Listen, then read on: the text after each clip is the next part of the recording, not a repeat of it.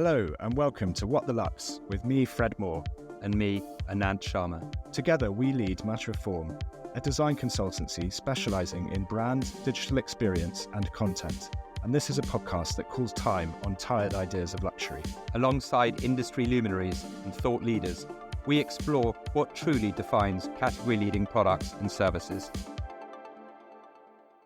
I'm going to be honest, I have always been an audiophile. I'm obsessed with music. I'm obsessed with sound. You know, I live in London and live in a townhouse, and I actually have more pairs of speakers in my house than I have rooms. I obsess over the detail of sound quality, and it gives me enormous joy. And so it gives me even greater joy to be able to spend an hour and a half talking about it. And it is my great pleasure to welcome Grace Lowe. Well, actually, to be honest, I've been welcomed to KEF, actually, by Grace.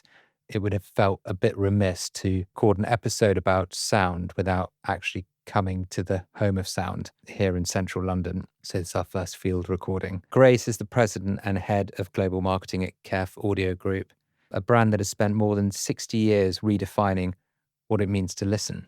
Born from its founder's obsession with perfect sound reproduction, KEF has become a global leader in both innovation and design. And Grace has been at the forefront of bringing that vision to life for a new generation, shaping KEF not just as an audio company, but also as a cultural force.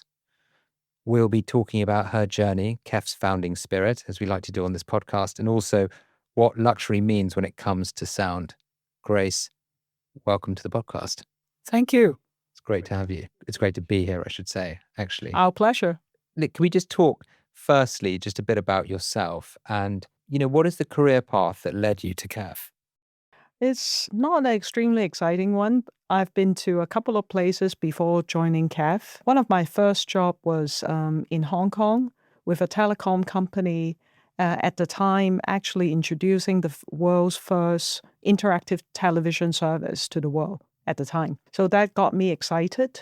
And originally I was thinking of staying in the US because I study in the US. But that opportunity attracted me. And then subsequently, I stayed in Hong Kong for a while. And then during the years of the first generation of internet boom, I also helped founded an internet auction company. With a couple of my colleagues in the previous job, and worked there for a few years until, unfortunately, the internet crashed. And then I started joining Gopi Group afterwards. And in around 2000, I believe 2004 or 5, I started the journey in KEF, starting from basically managing our Hong Kong office, Asia Pacific, marketing, and gradually in my current position. I mean, there have been a lot of transformations in how sound is delivered over that period of time, haven't there? Yeah, I think we're driven by basically what's happening in the industry in terms of technology, in terms of applications, how music and content is being delivered. And us as a basically speaker company, we need to adapt to basically what is available in the market, in the application, et cetera, et cetera. So yes, there has been a lot of change during those years. 2000s, I still remember. Those were the days where home theater, Laserdisc, and then gradually DVDs, Blu-ray. Much later, I suppose, actually. Yeah. And so that was a big boom during that period for home theater sound systems. And then there was another sort of like gradual evolution into high-end custom install home cinemas, mostly driven by the Americas market. And then gradually, I think around 10 years ago, our brand sees an opportunity. We see an opportunity to make high fidelity more popular again. And then people were listening to iPods, the trendy ones, the hip ones, and nobody's spending time in basically high quality sound. But we see an opportunity because music streaming services are getting better and better in terms of quality. Wi-Fi is getting basically the transmission bandwidth is getting more and more stable. There are more technology in digital signal processing.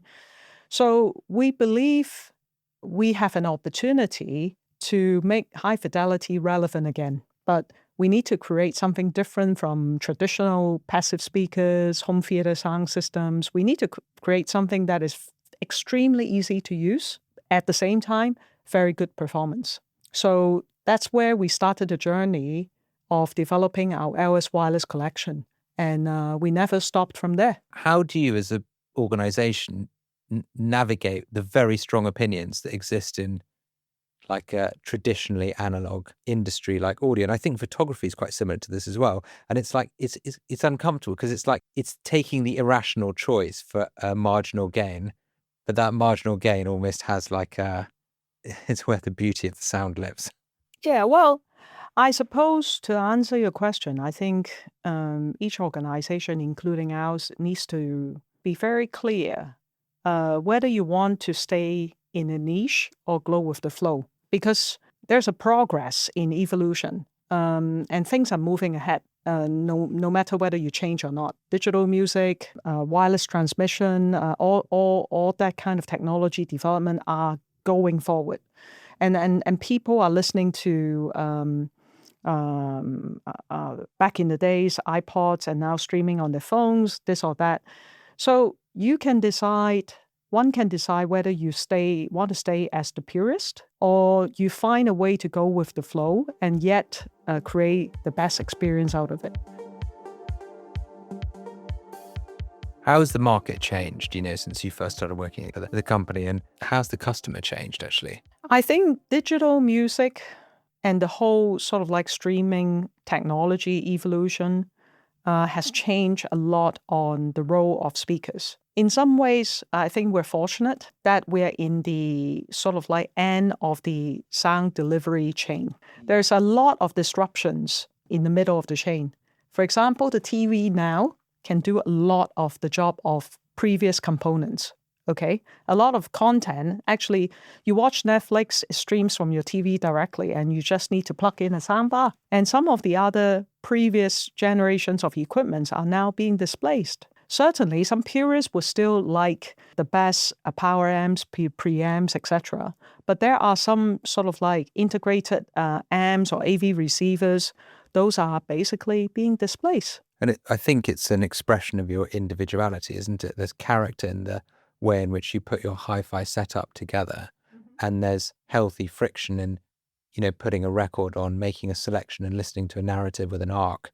And it's the irrational path now, because it's so easy to stream music from a streaming service and then transmit it wirelessly to your audio system. There's so little friction that actually you almost have to clutch at straws to find reasons to take the longer path and put the record on.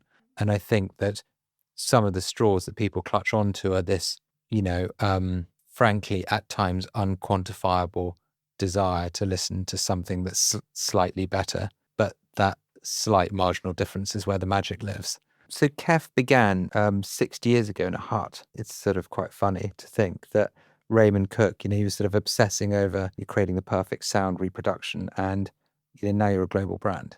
So how do his values guide what you do today? Do you hark back to his sort of spirit? Well, Raymond is a keen classical music lover, and he's also a very basically capable engineer. So he was trying to let more people enjoy his passion for classical music using technology. And he wants to reproduce sound in the way like he listens and enjoys basically a concert. So his philosophy has always been KEF as an enabler to reproduce sound as authentic as possible, as if just like the artist intended. Okay? No coloration, no artifacts, the most authentic way. So fast forward to now, that guiding principle still remains the same at KEF. The application, the types of products that we do might be different, but we still try to reproduce sound in the most authentic, honest way. And over the years, we try to come up with new technologies and also leverage new material science and all of that and even including sort of like software, digital signal processing technology to help us basically further improve our sound, making it as authentic as possible. And in some ways, is the philosophy of high fidelity. High fidelity, and in some ways our conversation is about luxury, right? And you asked me once about the meaning of luxury in sound. To KEF is ultimately about high fidelity and authenticity. So what does that mean, high fidelity? If we break it down in audio terms, it can be clarity, dynamic range, a host of sort of like jargons. But ultimately, it's having the most authentic and rich experience. And so back to your original question about Raymond's original value and vision, we are sticking to that 100%. And we're just enriching it further with latest technology, not limited to acoustic, but software and others. And then I would say the past 20 years at KEF, we further enrich basically the brand with the focus in design, in how our products look and feel and being used in people's home. And additionally, for the past 10 years, our really determined focus in driving development and adoption of active wireless music systems. What's the process to bring a speaker to life? I think the first thing is determining basically what we want to do first.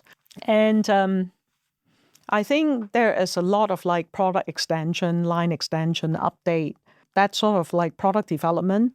Usually the path is more straightforward. And fundamentally, it starts with benchmarking. Who is our target audience? Who are our target competitors?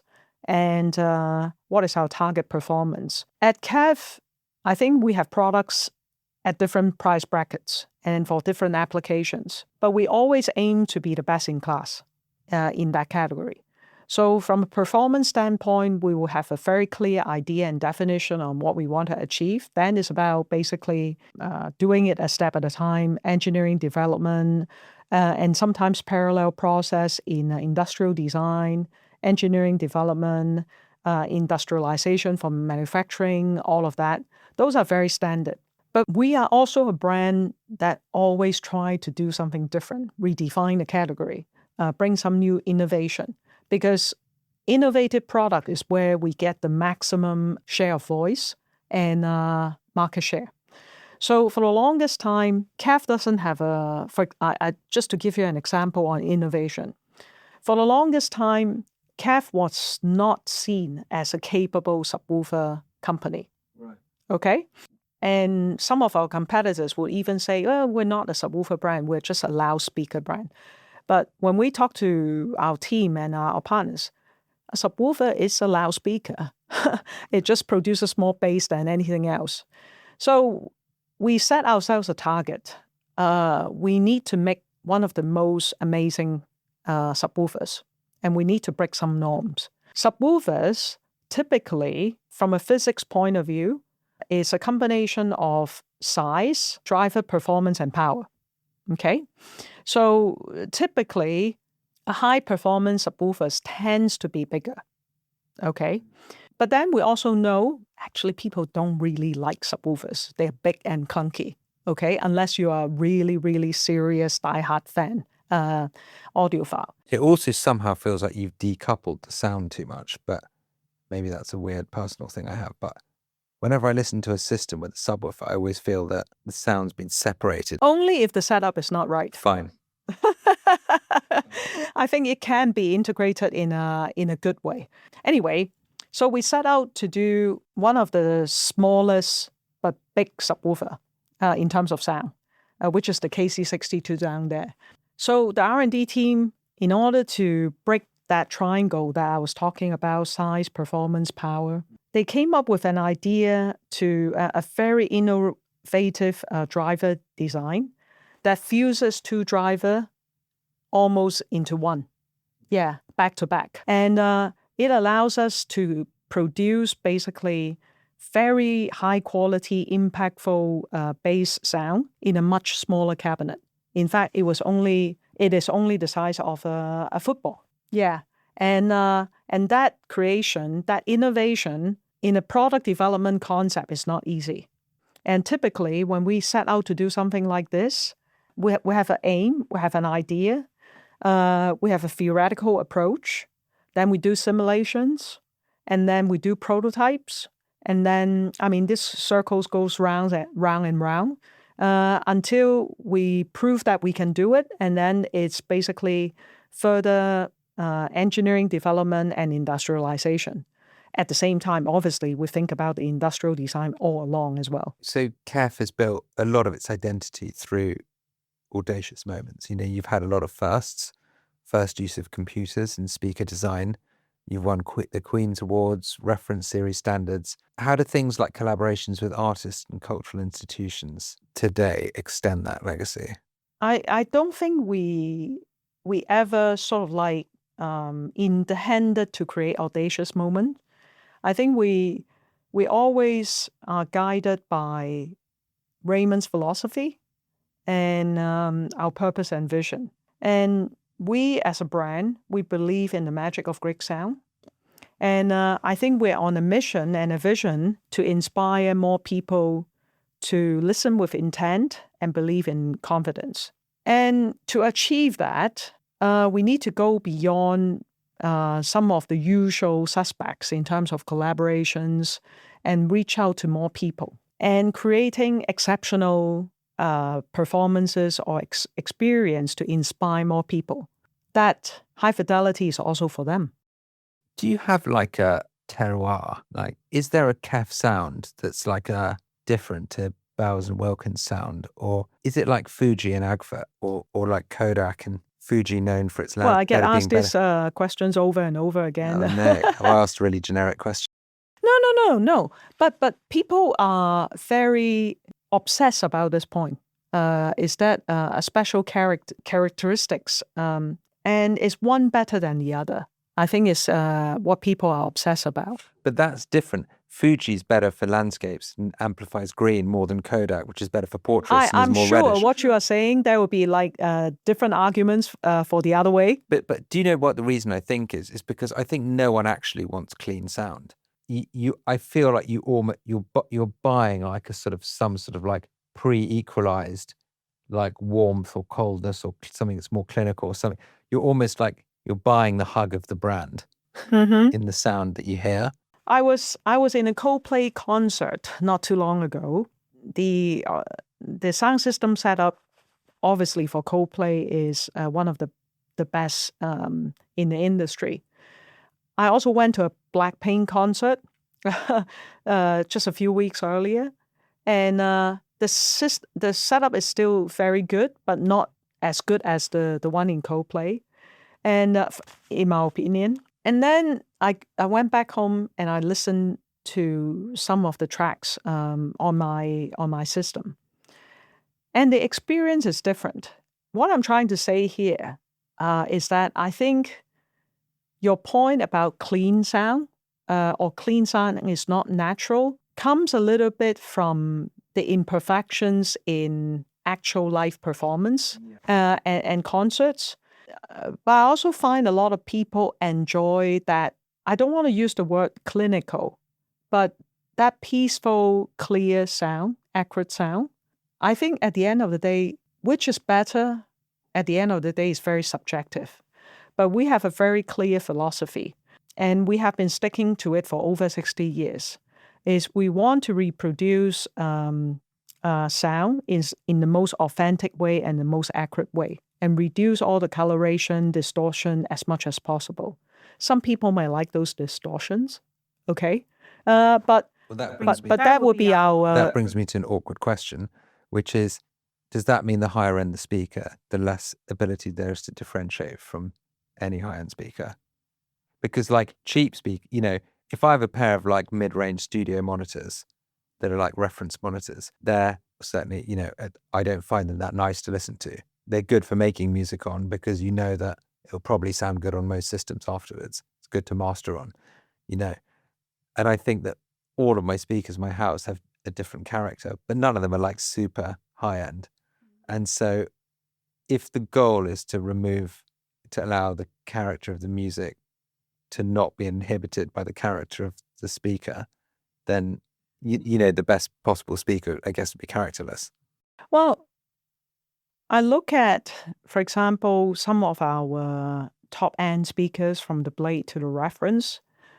The philosophy are the same, but the characters are a little bit different. And depends on your personal preference. You might like, let's remove price out of the equation first. Yeah, they are in close proximity, okay? If you are a person that enjoys, for example, vocal more versus someone who enjoys a basically more punchy, more energetic rock performance, you might pick one over the other.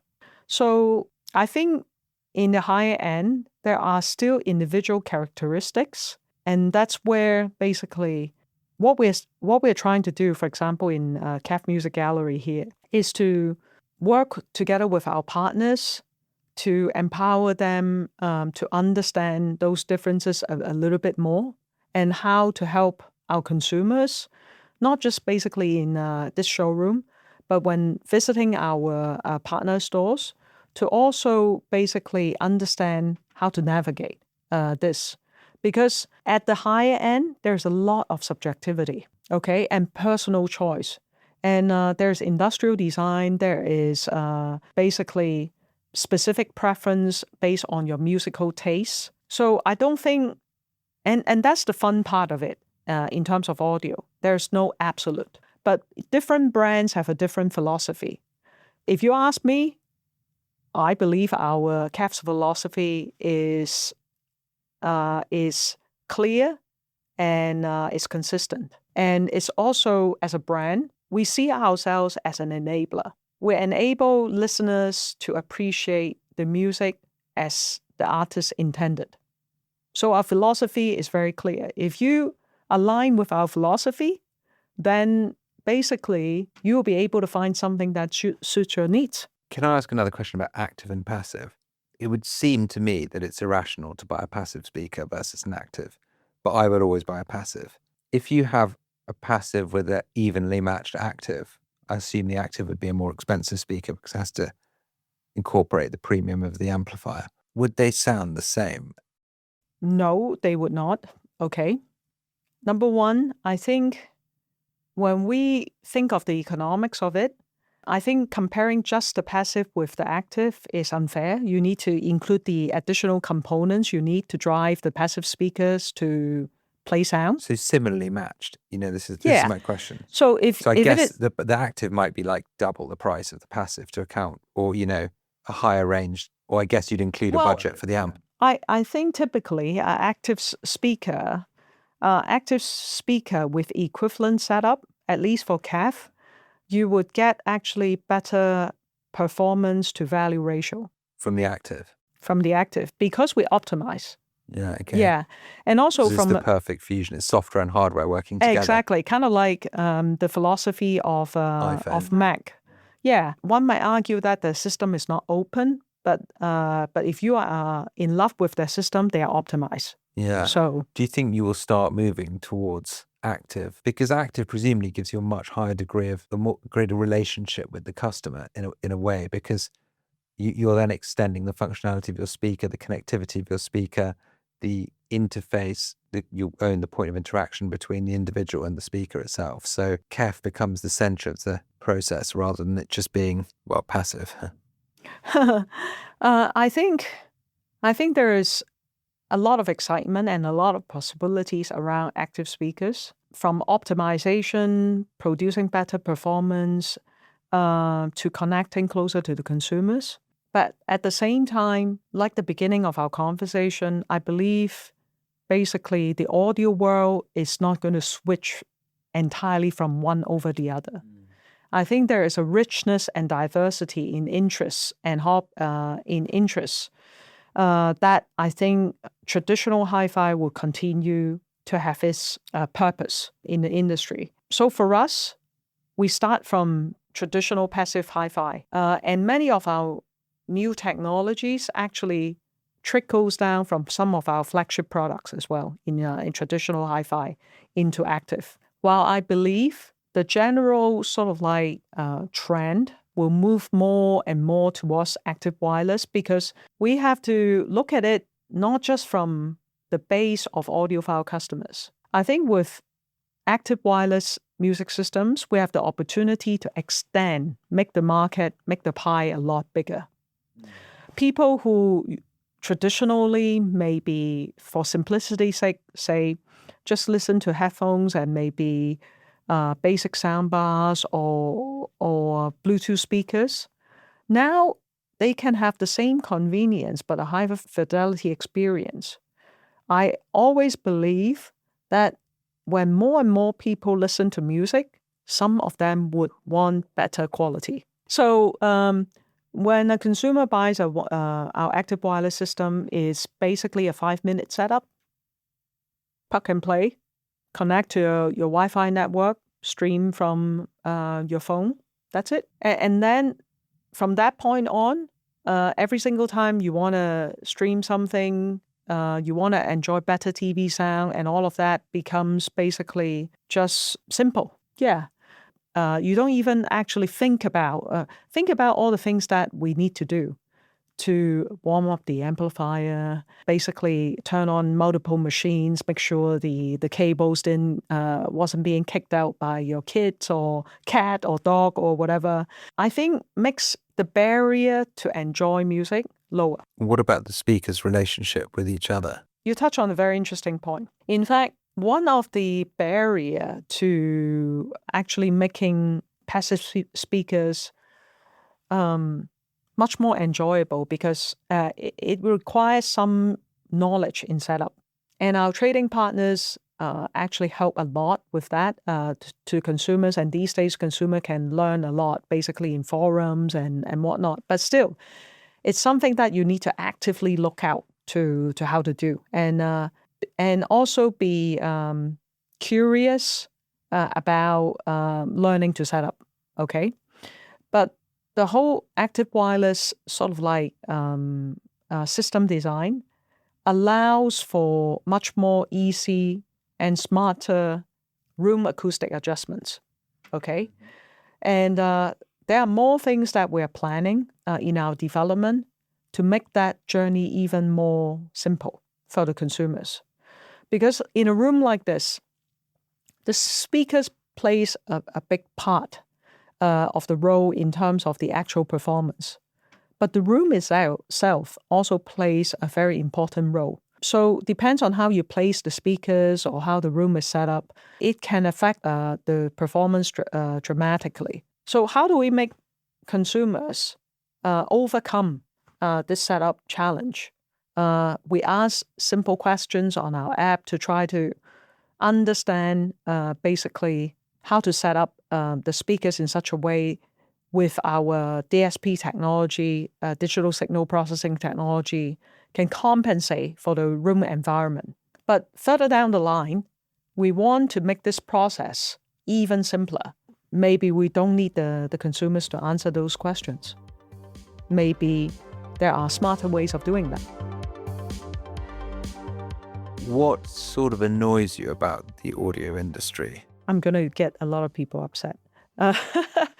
I think including ourselves, and I'm not just criticizing sort of like our fellow competitors, but as an industry as a whole, I think we can make good sound more understanding and appreciating good sound more approachable, be a bit more welcoming to new audiences. I think there was a clip that I often use in some speeches. It's a famous, I forgot his name, apologies.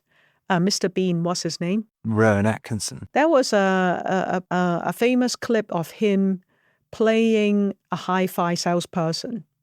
Maybe it was in the 70s or 80s. And trying to make fun of someone who doesn't know about hi-fi walking into the store and try to buy something. Of course, current days, there's a lot of progress already. But there's still a little bit of that, I think, in our industry.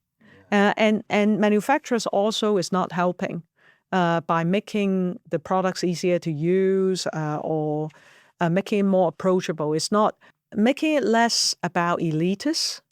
I was thinking about this. Not being judged on how many carat your speaker cable is. Yeah, well, And there is also a lot of snake oil, honestly, in our industry. And it doesn't help, okay? I was thinking about this as well. At the end of the day, at least what KEF wants to do is to facilitate people to enjoy highest quality entertainment as easy as possible. Are there things that concern you about listening culture in a plugged-in world? I think the plugged-in world in general, there's a concern. Well, I have 2 kids. They're now 13 and 15. And oftentimes they're plugged in, okay?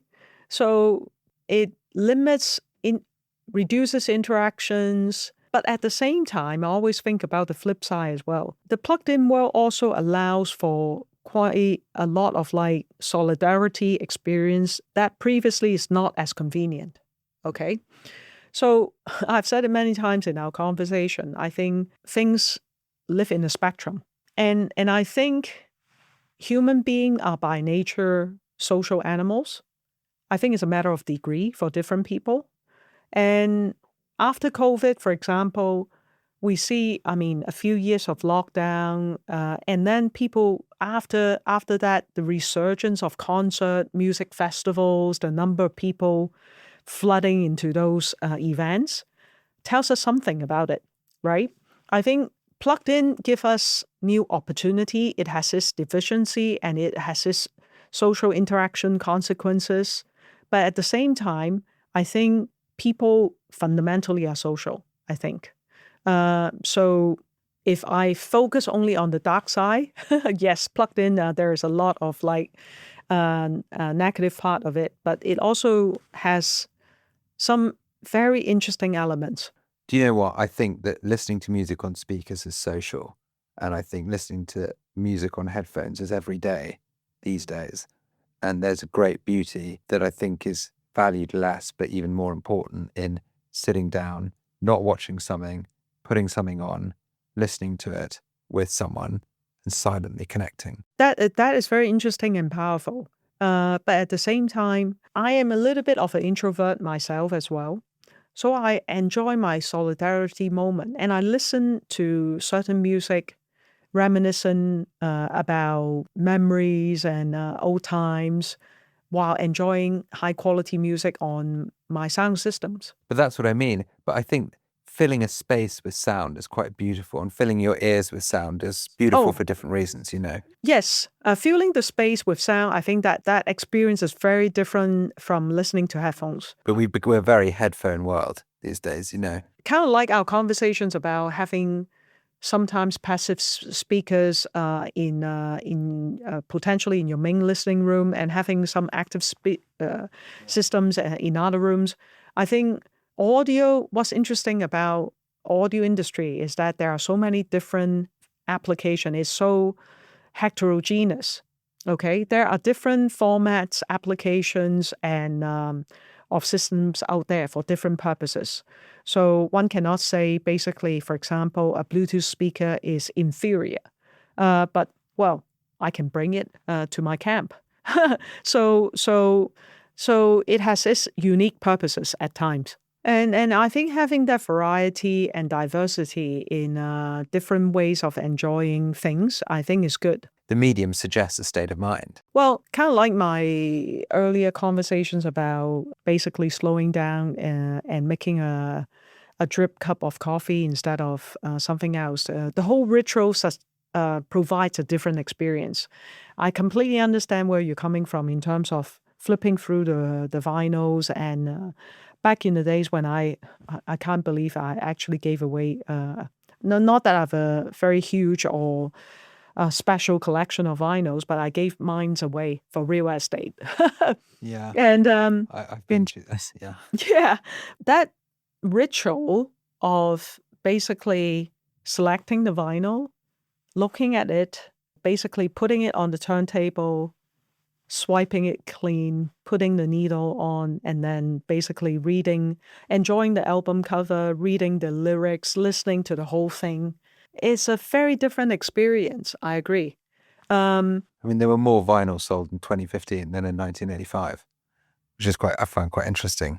Yeah, I think it goes back to also the whole movement, changes in the society, on the appreciation, on the slowing down, on the trying to get away from sort of like fast fashion, focus on quality, focus on environmental impact, buying less but buying well, focus on experience, etc.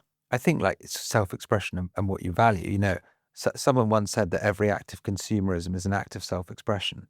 And I kind of believe that. You know, we don't need any of this stuff. But sometimes when you love something, you want to invest in it in some way, shape, or form. And you want to show that it's more than a passing decision. It's something you care about. And buying a record says that, whether it's just to yourself or to the people around you when you put the thing on. But And certainly with social media, is more than just for oneself. It's also expression of the identity.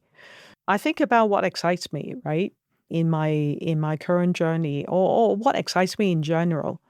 I think what excites me is innovation, not just from a technology standpoint. Innovation in business model, innovation in ways of doing things. I'm interested in growth, both personally and from a business context. And I'm interested in building a great team. I think my journey ahead will always be focusing around this. So still has a lot to be done at KEF. But if I'm to think about basically what's next, these would be basically things that I think about. I think that's a great place to end. Thank you. Thank you very much for your time. Thank you. Thanks so much for listening. This has been What the Lux. You can find us on socials at Matter of Form, and drop us any questions or comments on Twitter using the hashtag #WhatTheLux. Or if you're a luxury brand looking for strategy and design that goes beyond the banal, get in touch via hello@matterofform.com and chat to one of our consultants.